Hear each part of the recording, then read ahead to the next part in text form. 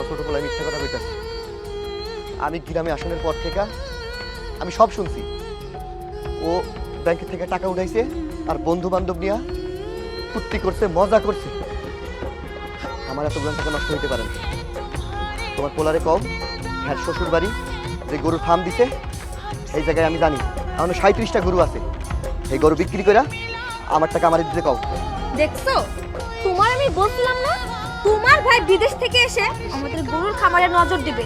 তুমি কি একটা টাকাও দিছো? তুমি তো এক টাকাও দাও নাই। সব টাকা তো আমার মা কিস্তি তুলে দিচ্ছে। আর তোমার ভাই কত বড় হারামি, বিদেশ থেকে আইসে আমার গরুর খামারে নজর দিচ্ছে।